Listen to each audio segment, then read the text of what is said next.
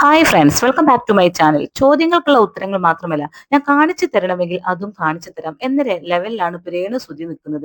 രേണുസുതിയുടെ അടുത്ത് വേസ്റ്റിന്റെ അളവ് ചോദിച്ചുകൊണ്ട് കുറച്ച് ക്യാമറാമാനൊക്കെ നിൽക്കുന്നുണ്ട് കേട്ടോ. അപ്പൊ ഡ്രസ്സ് മാറുന്ന സ്ഥലത്താണ് ഇവരെല്ലാവരും കൂടി വന്ന് നിൽക്കുന്നത്. എല്ലാവർക്കും ഡ്രസ്സ് മാറുന്ന സ്ഥലത്ത് അനുവദനീയമാണ്. രേണുസുതി അനുവദിച്ചിട്ടുണ്ട്. നിങ്ങൾ എന്ത് വേണമെങ്കിലും എടുത്തോ, വേസ്റ്റ് എടുത്തോ, ബ്രസ്റ്റ് എടുത്തോ, എന്ത് വേണമെങ്കിലും എടുത്തോ, ഞാൻ കാണിച്ചു തരാൻ തയ്യാറാണ്. ചോദ്യങ്ങളും ചോദിച്ചോളൂ എന്നൊക്കെ പറയാണ്. അപ്പൊ ഒരു പെണ്ണിന്റെ അടുത്ത് ചോദിക്കുകയാണ്, നിങ്ങളുടെ വേസ്റ്റിന്റെ അളവ് എത്രയാണ്?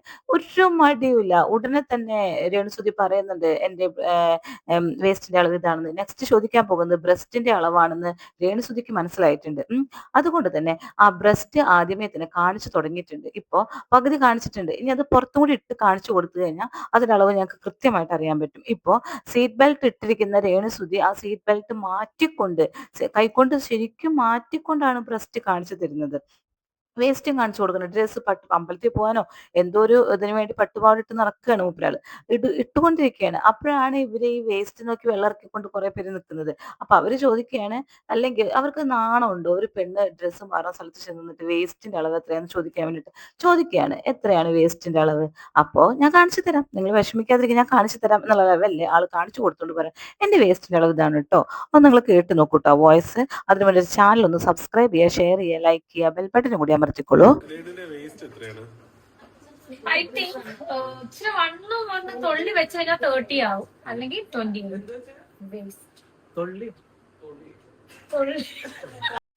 ഹൈ, വൃത്തികെട്ടവളും നിങ്ങളൊന്ന് കേട്ടില്ലേ? എത്രയാണ് രേണുവിന്റെ വേസ്റ്റിന്റെ അളവ് എത്രയാണ്? അവന് പറയുമ്പോ തന്നെ അവന്റെ വയലിൽ ശരിക്കും പഞ്ചസാര വെള്ളം അങ്ങനെ ഒലിച്ചു വരുന്നുണ്ട്.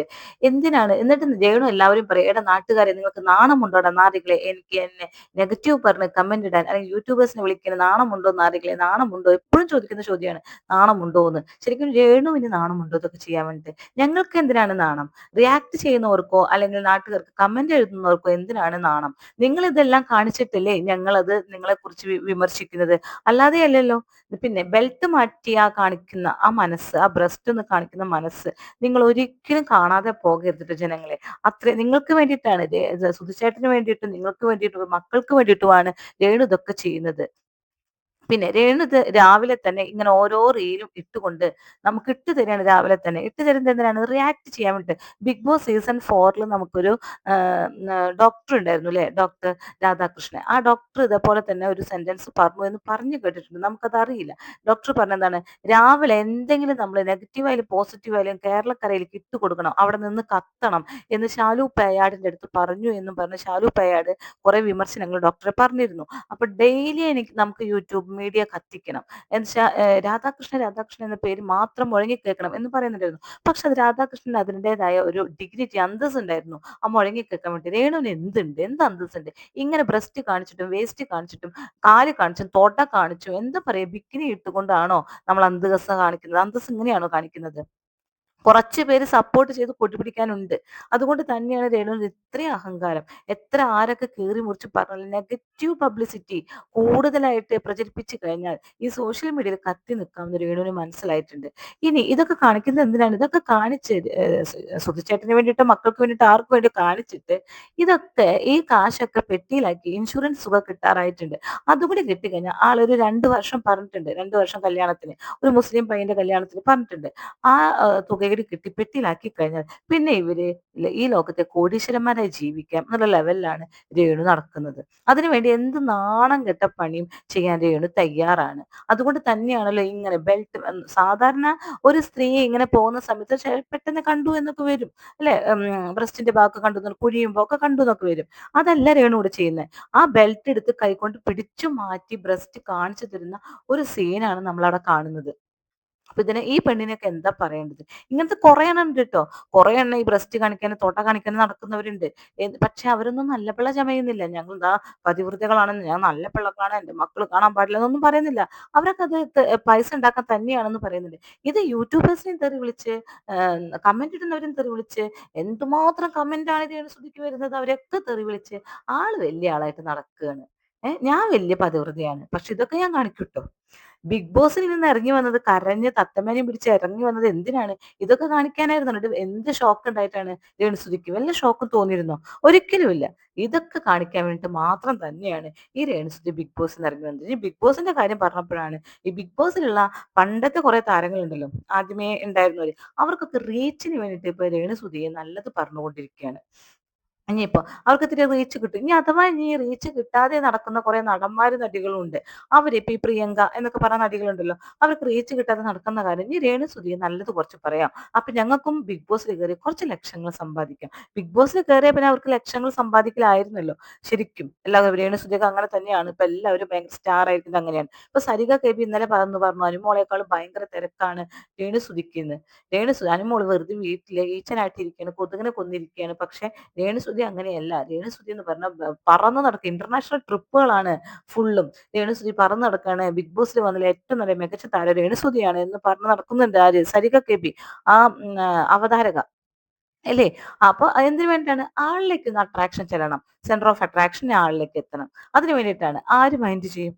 രേണുസുതി ഇതൊക്കെ കാണിച്ചുകൊണ്ടാണ് മൈൻഡ് ചെയ്യുന്നത്. സരികക്ക് പിന്നെ അങ്ങനെ ചെയ്യാൻ നോക്ക്. അപ്പൊ ആരെങ്കിലൊക്കെ എന്തെങ്കിലുമൊക്കെ ചെയ്യാൻ നോക്കും. അതുപോലെ തന്നെ ബിഗ് ബോസിൽ ആദ്യം ഉണ്ടായിരുന്ന ഒരു പെങ്ങളുട്ടി ഉണ്ടായിരുന്നല്ലോ, നമ്മുടെ സായി ബിഗ് ബോസിൽ ചെന്ന സമയത്ത്, സീക്രട്ട് ഏജന്റ് ബിഗ് ബോസിൽ ചെന്ന സമയത്ത് ഒരു പെങ്ങളുകുട്ടി കാർഡ് നടത്തിയിരുന്ന ഒരാളുടെ നന്ദന.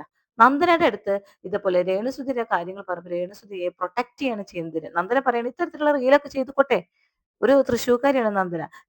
പ്രൊട്ടക്ട് ചെയ്യാൻ ശരിക്കും കാരണം എന്താണ്? ഒന്നും കൂടി എനിക്കും കൂടി റീച്ച് ആവട്ടെ, രേണുസുധിയുടെ കാര്യം പറഞ്ഞ് റീച്ച് ആവട്ടെ. അപ്പൊ ബിഗ് ബോസിൽ പോയിരുന്നവരും ബിഗ് ബോസിൽ ഇപ്പൊ നിലവിൽ ഉണ്ടായിരുന്നവരും എല്ലാവരും കൂടി രേണുസുധിയെ പൊക്കിക്കൊണ്ടിരിക്കുന്നു കഴിഞ്ഞാൽ അവർക്കൊക്കെ റീച്ച് ഉണ്ടാവുന്നവർക്ക് ഉറപ്പായി. ഇനി ബിഗ് ബോസിൽ പോകാൻ ആഗ്രഹിക്കുന്നവരും രേണുസുധിയെ പൊക്കിക്കൊണ്ടിരിക്കണം. എന്തിനു വേണ്ടിയിട്ടാണ്?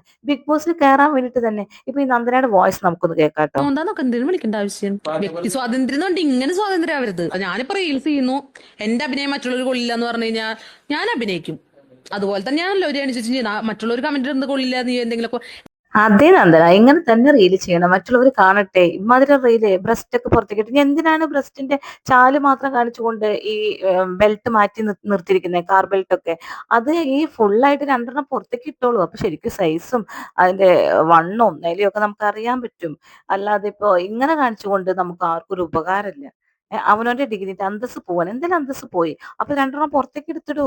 വേസ്റ്റ് ഇങ്ങനെ കാണിക്കണ്ട. ആ പാവാടയൊക്കെ ഒന്നും കൂടി ഒരു ബിക്കിനി ആക്കി ഇട്ട് കഴിഞ്ഞാൽ എല്ലാവർക്കും എല്ലാം നമുക്ക് കാണാൻ വേണ്ടി സാധിക്കും. അല്ലാതെ ഇതിനൊക്കെ നമ്മൾ എന്താ പറയാ? ഇനി ഇതിനൊക്കെ നമ്മൾ എന്തെങ്കിലും ചോദിച്ചാ പറഞ്ഞാ ചോദിക്കും, നാണം ഉണ്ടോടാ നാറികളെ എന്നാണ് ആളുടെ വർത്തമാനം. അതൊന്നും നിങ്ങൾ കേട്ടു നോക്കിയോക്കോ. കാണത്തില്ലേ നാണം കെട്ട നാറികളെ.